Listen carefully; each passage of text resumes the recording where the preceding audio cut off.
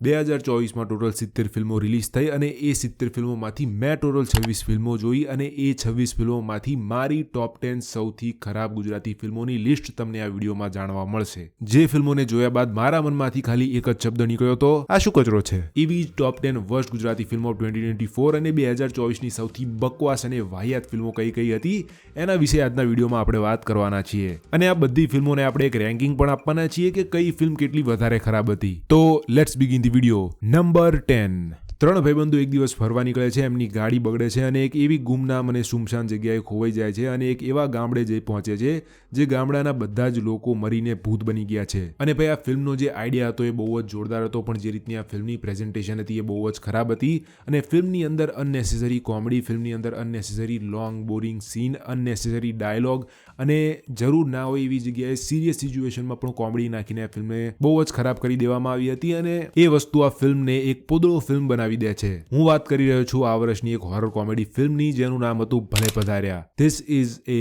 પોદળો. Number 9. આ લિસ્ટમાં number 9 ઉપર જે ફિલ્મ છે એ ફિલ્મના જે ડિરેક્ટર છે એમનું નામ છે ચિન્મય પુરોહિત.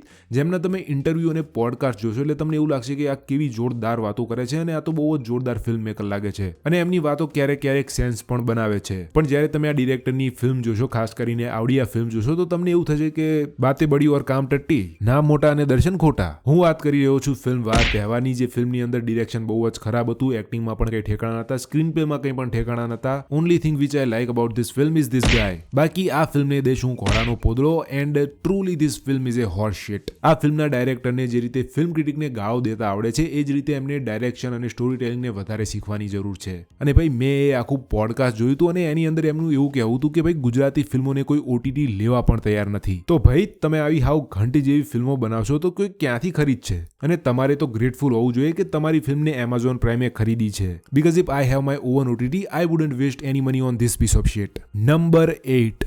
આ લિસ્ટમાં નંબર 8 ઉપર જે ફિલ્મ છે 2024ની one of the highest grossing Gujarati film છે. અને આ ફિલ્મ મારા ખ્યાલથી તમે ગેસ કરી જ લીધું હશે કઈ છે.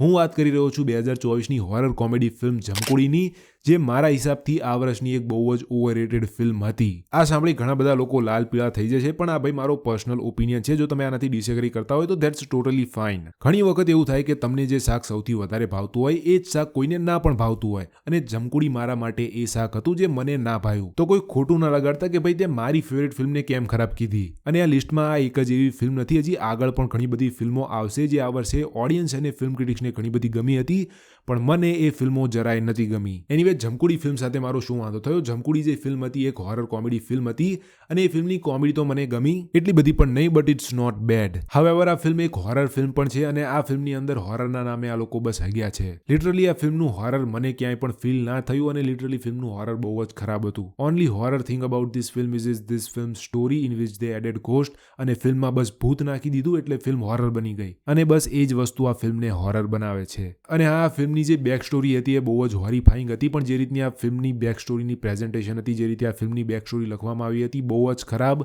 અને ઓવરઓલ ફિલ્મની જે એન્ડિંગ હતી એ એન્ડિંગમાં લોકોએ બહુ જ ખરાબ રીતે હગી દીધું છે. આ ફિલ્મની એન્ડિંગ મને એટલી બધી ખરાબ લાગી કે just because of that ending I am putting this film in the worst list. હવે ઘણું બધું છે આ ફિલ્મના વિશે કહેવા. જો તમે કહેતા હોય તો આના ઉપર એક રિવ્યુ વિડીયો બનાવી દઈશું. જો તમારે જોવો હોય તો કોમેન્ટ કરી જરૂર કહેજો. હું આ ફિલ્મને દઈશ બળજાનો પોદળો. આની કરતા તો ભલે પધાર્યા ફિલ્મ 4 ગણી સારી હતી. નંબર 7.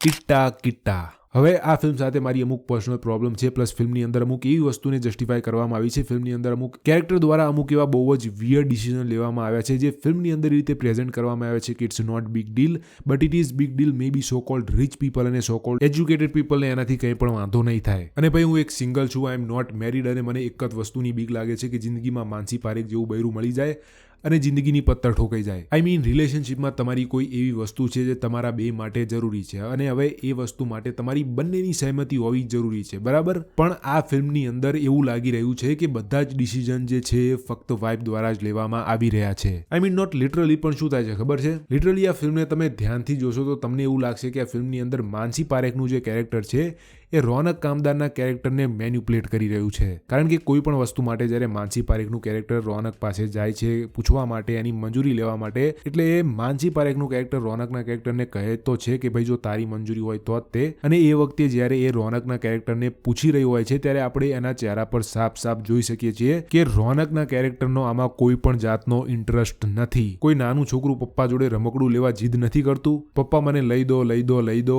અને પછી પપ્પા પરાણે ના છૂટકે લઈ દે, કાં તો પપ્પા ના પાડશે તો એ છોકરો ઘરમાંથી પૈસા ચોરીને પણ એ રમકડું ખરીદશે. અને લિટરલી એ જ રીતની સિચ્યુએશન આપણને માનસી પારેખ અને રોનક કામદારના કેરેક્ટરની વચ્ચે જોવા મળે છે. અને આ બધી વસ્તુ તમને ત્યારે જ સમજાશે જો તમે આ ફિલ્મને બહુ જ ધ્યાનથી અને બહુ જ વિચારીને જોઈ હશે. આ ફિલ્મની અંદર ઘણી બધી એવી વસ્તુઓ છે, ઘણી બધી એવી બાબતો છે જેનાથી હું કમ્પ્લીટલી ડિસએગ્રી કરું છું. હું આ ફિલ્મની અંદર દેખાડવામાં આવેલી ઘણી બધી વસ્તુઓથી બહુ જ અલગ રીતે વિચારું છું. હું આ ફિલ્મને ગરોળાની લીલીઓની રેટિંગ આપીશ. પ્લસ આ જ એક કારણ નથી, ફિલ્મ ટેકનિકલી પણ બહુ જ ખરાબ છે, ફિલ્મનું ડિરેક્શન બહુ જ ખરાબ છે, અને લિટરલી એક હાઈ બજેટ વાળી ટીવી સિરિયલ આપણે જોતા હોય એવું આપણને આ ફિલ્મ જોતા લાગે છે. નંબર 6, સમંદર. આ ફિલ્મની જે શરૂઆતમાં એક જે લોર ઊભી કરવામાં આવી હતી, એક કથા જે હતી એ બહુ જ ઇન્ટરેસ્ટિંગ એવી હતી, પણ એ સિવાયની પછી આગળની ફિલ્મ જે હતી it was a long boring piece of shit. એમાં પણ જ્યારે સલમાન અને ઉદયનું કેરેક્ટર એકબીજાથી અલગ થઈ જાય છે અને એના પછી એક પોલિટિકલ એંગલ જે એમણે આ ફિલ્મની અંદર એડ કર્યો છે એ ફિલ્મને એટલી બધી બોરિંગ બનાવી દે છે એ જોવામાં લિટરલી એટલો બધો કંટાળો આવે છે કે જ્યારે હું આ ફિલ્મને જોઈ રહ્યો હતો ત્યારે મને એવું થઈ ગયું હતું કે આ ફિલ્મને હું બંધ કરી દઉં અને બંધ કરીને એક ઊંઘ લઈ લઉં, એવું મને થતું હતું. અને લિટરલી મને આ ફિલ્મ જોતા જોતા બહુ જ ઊંઘ આવી રહી હતી. પણ પછી પરાણે મેં આ આખી ફિલ્મ જોઈ. આ ફિલ્મને હું દઈશ હાથીનો પોદળો. નંબર 5. આ લિસ્ટમાં નંબર 5 ઉપર જે ફિલ્મ હતી એ એક બહુ જ સિરિયસ જોનરાની ફિલ્મ હતી. એક થ્રિલર મિસ્ટ્રી કહી શકાય એવા જોનરની આ ફિલ્મ હતી જેની અંદર અનનેસેસરી કોમેડી નાખીને, જરૂર વગરની કોમેડી નાખીને ફિલ્મનું ગુડગોબર કરી નાખવામાં આવ્યું હતું. આ ફિલ્મની અંદર આપણને હિતેન કુમાર અને એમની સિવાયના અમુક બીજા એક્ટર જોવા મળે છે જેમની એક્ટિંગ આ ફિલ્મની અંદર આ ફિલ્મની જેમ જ બહુ જ બોરિંગ હતી. અને આ ફિલ્મ એક ટેકનિકલી પણ બહુ જ ખરાબ ફિલ્મ છે. ચૂપ ફિલ્મ એક એવી ફિલ્મ છે જે તમે એક વખત જોશો અને થોડા દિવસો પછી તમને કોઈ પૂછશે કે ભાઈ ચૂપ ફિલ્મ કેવી હતી તો તમારે પણ ફિલ્મના નામની જેમ ચૂપ થઈ જવું પડશે, કારણ કે તમને પહેલી વાત તો આ ફિલ્મ યાદ જ નહીં રહે અને લિટરલી તમારે તમારા મગજ ઉપર જોર દઈને આ ફિલ્મને યાદ કરવી પડશે કે સાલું આ ફિલ્મમાં હતું શું. This film is a very boring and uninteresting film. Concept આ ફિલ્મનો જે હતો એ બહુ જ સારો હતો, પણ આ ફિલ્મનું જે એક્ઝિક્યુશન હતું એ બહુ જ ખરાબ હતું. ધીસ ફિલ્મ ઇઝ એ બકરાની લીંડિયું. નંબર 4. નંબર 4 ઉપર જે ફિલ્મ છે એ ફિલ્મને ગુજરાતના બધા જ ફિલ્મ ક્રિટિક તરફથી બહુ જ સારો એવો સપોર્ટ મળ્યો હતો, પણ હું મારી વાત કરું તો મારી માટે આ ફિલ્મ એક પોદળો બનીને રહી જાય છે. હું વાત કરી રહ્યો છું ધ ગ્રેટ ગુજરાતી મેટ્રોમનીની. જો તમને તમારા જીવનની અંદર ઊંઘ ના આવવાની તકલીફ છે અને તમને તરત ઊંઘ નથી આવતી તો તમારે આ લિસ્ટની નંબર 4ની ફિલ્મ જરૂર જોવી. આ ફિલ્મ જોયા પછી તમને ઊંઘ જરૂર આવશે. હવે અમુક લોકો આવીને કહેશે કે આ જે ફિલ્મ હતી એક સ્લો બર્ન મૂવી હતી, તો વેલ સ્લો બર્ન મૂવીઝ જે હોય છે એ પણ એક ટાઈમ પછી ક્યાંક ને ક્યાંક તો આગળ વધે છે, ઇટ મૂવ્સ ઓન. પણ ગુજરાતી મેટ્રોમની એક જ વિષય વસ્તુને ઠેઠ 2.5 કલાક સુધી પકડી રાખે છે અને અનનેસેસરી બોરિંગ કોન્વર્સેશનની સાથે આપણને બહુ જ બોર કરે છે. ધીસ ફિલ્મ ઇઝ એ બગલાની ચરક. નંબર 3. આપણા શું કે ભાઈબંધવાળા અમદાવાદી મેન અને લવારીના એક મેમ્બર, લવારીના એક સભ્ય જે સારા એવા એક્ટર પણ છે, અને આ બંને લોકો યુટ્યુબ પર સારી એવી કોમેડી કરે છે. આ ફિલ્મની અંદર જરાય નહીં. આ ફિલ્મ એક કોમેડી ફિલ્મ છે અને આ ફિલ્મની અંદર ઘણા બધા એવા જોક નાખ્યા છે જે જોકને સાંભળી તમને હસી આવશે કે નહીં આવે તો મને નથી ખબર, પણ તમારા મગજમાં કોઈક હથોડા મારતું હશે એવું તમને જરૂર લાગશે. એટલા બધા અનોઈંગ આ ફિલ્મના જોક્સ હતા. આઈ મીન જોક કહેવાની એક રીત હોય જેમાં તમે એક જોકને પ્લાન કરો, એનું સેટઅપ કરો, એની રીતનું એક સ્ટ્રક્ચર એનું આવે છે, પણ આ ફિલ્મની અંદર અમુક એવા જોક વાપરવામાં આવ્યા છે જેમાં આમણે એક વિષય વસ્તુને પકડી લીધી અને એક જોકને 4-5 વખતે રિપીટ કરે છે, અને એ જ ટાઈપના જોક્સ આ ફિલ્મની અંદર એટલા બધા વાપરવામાં આવ્યા છે કે એક ટાઈમ પછી એ આપણને બહુ જ અનોઈંગ લાગે છે અને લિટરલી આપણા મગજમાં કોઈ હથોડા મારતું હોય એવું આપણને લાગે છે. તમને એવું લાગશે કે નહીં મને નથી ખબર, પણ મને એવું લાગી રહ્યું હતું. પણ આ એક વસ્તુ એ કે આ ફિલ્મ યુટ્યુબમાં એકદમ ફ્રીમાં અવેલેબલ છે અને ઘણા બધા લોકોને આ ફિલ્મ પસંદ આવી રહી છે. મને પર્સનલી આ ફિલ્મ જરાય નથી ગમી. આ ફિલ્મને હું કહીશ ભૂંડનો પોદળો. નંબર 2. કાલે લગન છે. લિટરલી આ ફિલ્મ એટલી બધી ખરાબ છે કે ખરેખર આ ફિલ્મની મને વાત કરવામાં પણ કોઈ ઈચ્છા નથી. લિટરલી એક બહુ જ સોલેસ ફિલ્મ હોય એવું લાગે છે જે કેમ એક્ઝિસ્ટ કરે છે આઈ ડોન્ટ નો. આ ફિલ્મ વિશે હું વાત પણ કરવા નથી માંગતો, એટલી અનઇન્ટરેસ્ટિંગ અને બોરિંગ આ ફિલ્મ છે. આ ફિલ્મને હું કહીશ ગધેડાનો પોદળો. નંબર 1.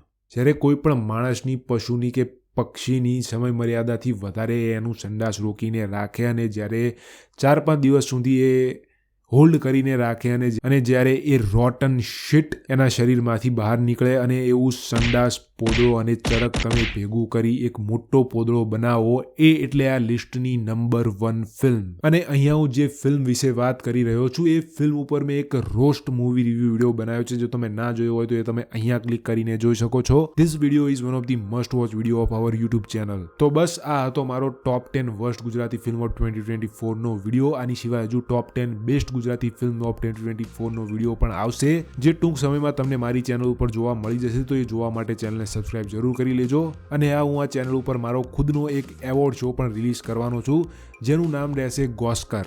ગુજરાતનો જી અને ઓસ્કર તો તમને ખબર જ છે, એટલે ગોસ્કર એવોર્ડ. તો એવો એક એવોર્ડ શો હું મારી ચેનલ ઉપર લઈને આવવાનો છું, જેમાં હું 2024ની જેટલી પણ ફિલ્મો રિલીઝ થઈ હતી એ બધી ફિલ્મોને મારા પ્રમાણે હું બેસ્ટ એક્ટર, બેસ્ટ પિક્ચર ને બેસ્ટ રાઇટિંગ ને એ બધી રીતે એક કેટેગરીમાં ડિવાઈડ કરી એક એવોર્ડ શોનું આયોજન કરીશ. જે એવોર્ડ શો પણ તમને મારા આ યુટ્યુબ ચેનલ ઉપર જોવા મળી જશે. તો સબસ્ક્રાઇબ ધી ચેનલ.